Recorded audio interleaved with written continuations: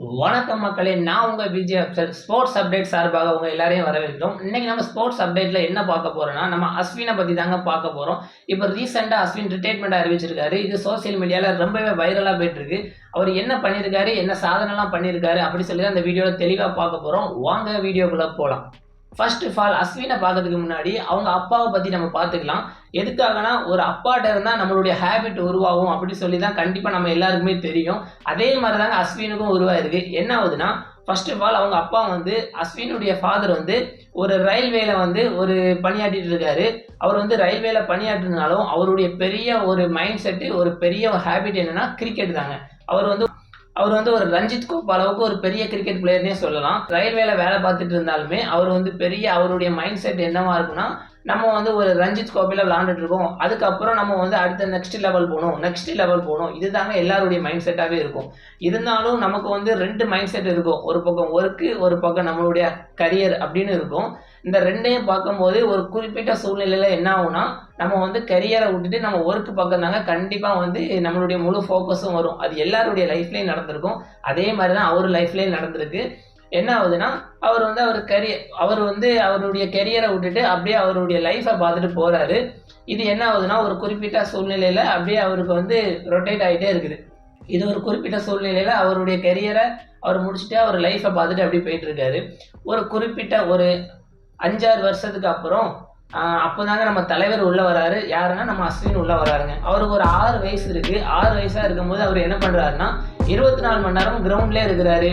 அவங்களுடைய பெரிய பெரிய பசங்க, அவங்களுடைய பெரிய பெரிய லெஜெண்ட் அந்த மாரிலாம் இருக்கும்போது, அவங்க கிட்ட போய் அவங்க பேட் கட்டுறது, அவங்களுடைய பேட் எடுக்கிறது, அவங்களுடைய க்ளவுஸ் எடுத்து போறது, இந்த மாரி ஒரு சின்ன சின்ன விஷயங்கள அவர் பண்ணிட்டே வராரு.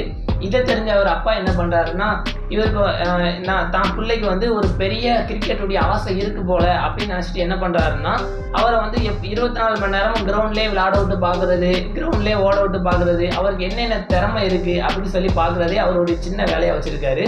இத வந்து அப்படியே ஒரு 4 நாளா ஒவ்வொரு நாளும் அப்படியே அப்படியே ரொட்டேட் பண்ணிட்டே வந்துட்டே இருக்கிறாரு.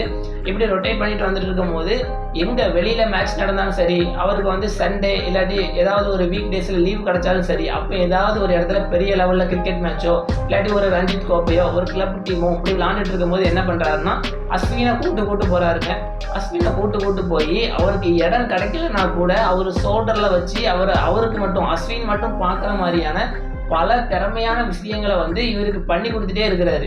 பின்னாடி இருந்து ஒரு ஊக்குவிச்சுட்டே இருக்கிறாரு. இதனால அஸ்வின் என்ன பண்றாருன்னா, அவரு குறிப்பிட்ட நாள் போக ஒரு பெரிய பிளேயரா அப்படி வளர்ந்து வந்துட்டே இருக்கிறாரு.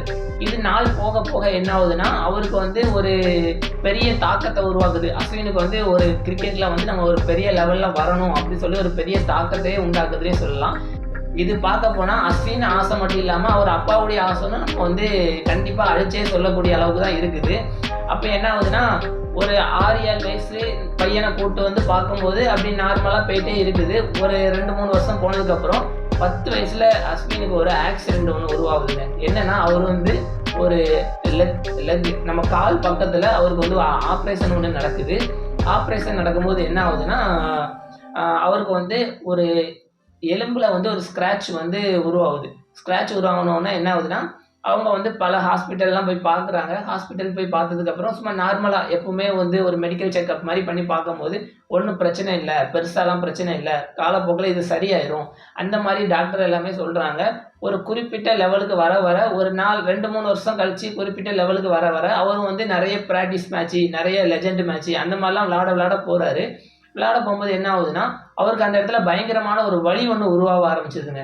வலி வந்து உருவாக ஆரம்பிச்சதுக்கப்புறம், இது வந்து என்ன ஆகுதுன்னா, அவரு அந்த டைம்ல நல்லா விளையாண்டுட்டு இருக்கக்கூடிய டைம். ஒரு 14, 15 வயசுல அவர் வந்து ஒரு நல்லா விளையாண்டுட்டு இருக்கக்கூடிய டைம்ல, அந்த ஒரு பிரச்சனை வந்து உருவாகுது. அப்ப பிரச்சனை உருவாகும்போது என்ன ஆகுதுன்னா, அவருடைய டீமுடைய கோச்சா இருக்கிறவர் என்ன சொல்றாருன்னா, "இல்ல நீ வந்து இத சரி பண்ணிட்டு வா. இதால உன்னால விளையாட முடியாது அப்படின்னு தாங்க சொல்றாரு.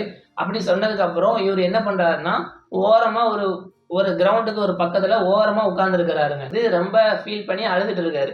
அப்ப அழுதுட்டு இருக்கும்போது, எய்த்தால வந்து அவரு அப்பா வந்து ஸ்கூல் எப்பவுமே நார்மலா ஸ்கூல் முடிஞ்சு நம்ம அப்பா வந்து நம்மள கூட்டு போற மாரி, அவங்க அப்பா வந்து சாயங்காலம் வந்து கூட்டு போறதுக்கு வந்துட்டு இருக்காங்க.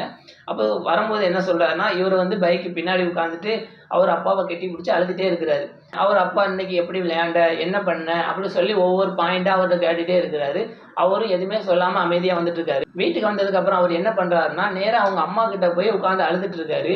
என்ன என்ன சொல்லி அழுகுறாருன்னா, எனக்கு வந்து எல்லாமே பிரச்சனையாக இருக்குது, நான் வந்து எதுலேயுமே ஒழுங்காக ஃபோக்கஸ் பண்ண முடியல, எனக்கு வந்து பிரச்சனைக்கு மேலே பிரச்சனையாக இருக்குது, என்னால் எதுலேயுமே ஒழுங்காக ஃபோக்கஸ் பண்ண முடியல அப்படி சொல்லி ரொம்ப அழுகுறாரு. அது மட்டும் இல்லாமல் அவங்க அம்மா மடியில் போய் உட்காந்து அழுதுட்டு இருக்காரு. அப்போ அழுதுட்டு இருக்கும்போது அவங்க அம்மா வந்து என்ன ஆச்சு, என்ன பிரச்சனை அப்படி சொல்லி கேட்கும்போது அப்போ தான் நடந்த விஷயங்கள்லாம் சொல்கிறாரு.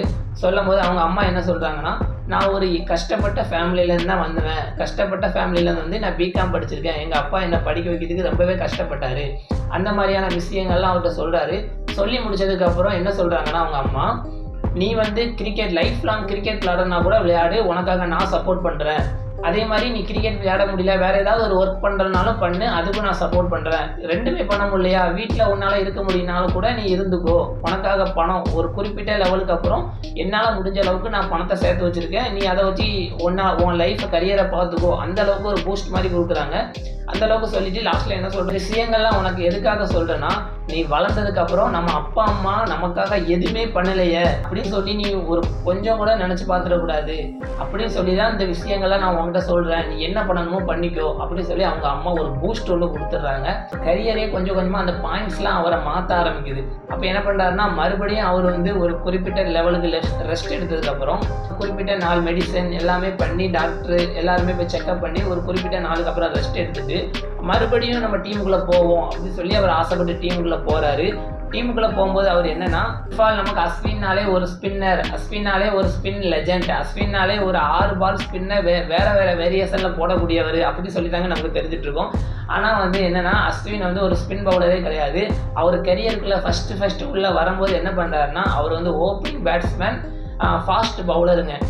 இது வந்து எப்படின்னா, அவரே ஒரு இன்டர்வியூவில் சொல்லியிருப்பாரு, என்னென்னா நான் வந்து ஒரு ஓப்பனிங் பேட்ஸ்மேனாக ஃபாஸ்ட் பவுலராக தான் உள்ளே வந்தேன், அதுக்கப்புறம் குறிப்பிட்ட நாளுக்கு அப்புறம் என்ன ஆகுதுன்னா, இந்த மாதிரி அவர் ஒரு ஃபாஸ்ட் பவுலிங்கு ஒரு ஓப்பனிங் ஆர்டரில் வந்து நல்லாவே ப்ராக்டிஸ் பண்ணி நல்லா விளையாண்டுட்டு இருக்காரு.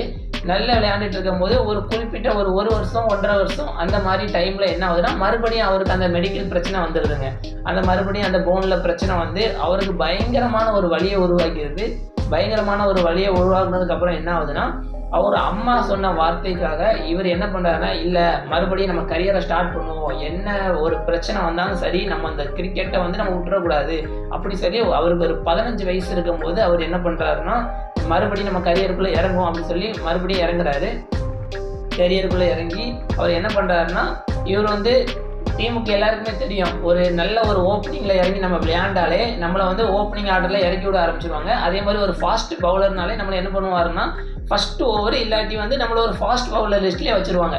அதே மாதிரி தாங்க அஸ்வினையே வச்சுருக்காங்க. என்னென்னா, இவர் ஓப்பனிங் ஆர்டர் தான் இறங்கி விளையாடுவார், அதே மாதிரி ஒரு ஃபாஸ்ட் பவுலர் அப்படின்னு சொல்லியே ஒரு மைண்ட் செட்டில் வச்சுருக்காங்க.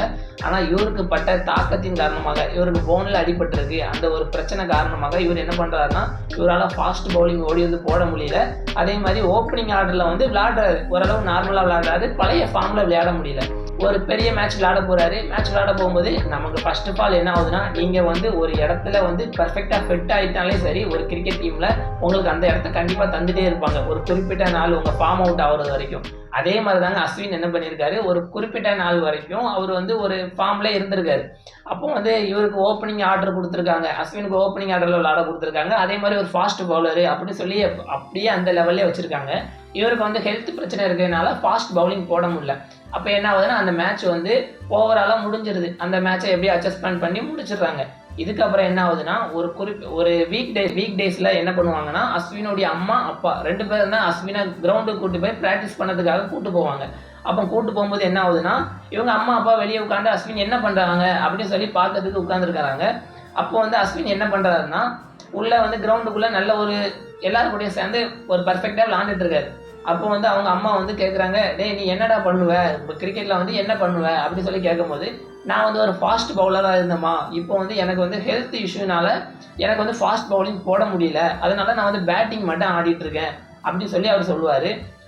அப்போ அவங்க அம்மா வந்து சொல்கிறாங்க, ஃபாஸ்ட் பவுலிங் போட முடியலன்னா என்ன, பக்கத்தில் நின்று போடலாம்ல பவுலிங் அப்படின்னு சொல்லி கேட்கும்போது, அவர் வந்து அந்த சொன்ன வார்த்தை வந்து அவளுக்கு வந்து ஒரு பெரிய தாக்கத்தை உருவாகிட்டே இருக்குது, பெரிய தாக்கத்தை வந்து அவர் மனசில் உருவாக்கிட்டே இருக்குது. ஆமா, நம்மளால வந்து ஃபாஸ்ட் பவுலிங் போட முடியலன்னா என்ன, ஒரு ஸ்பின் போடலாம்ல அப்படின்னு சொல்லி அவரு நெனைக்கிறாரு. அப்பதான் மொத ஸ்பின்னுக்காக பால கையில எடுக்குறாரு.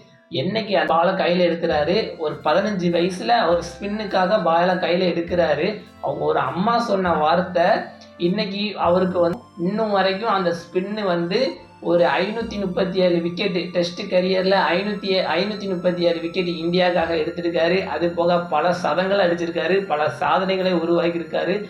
இதை பத்தி நம்ம அடுத்தடுத்த வீடியோக்கள்ல கண்டிப்பா பேசுவோம். உங்களுக்கு அஸ்வினை ரொம்ப பிடிச்சிருந்தா நீங்க லைக் பண்ணுங்க, ஷேர் பண்ணுங்க, கமெண்ட் பண்ணுங்க. உங்களுக்கு அடுத்தடுத்தால என்னென்ன வீடியோலாம் வேணும்னு சொல்லி நீங்க கமெண்ட் பண்ணுங்க. ஸ்போர்ட்ஸ் அப்டேட் சார்பாக உங்க எல்லாத்தையும் வர வைக்கிறோம். தேங்க்யூ.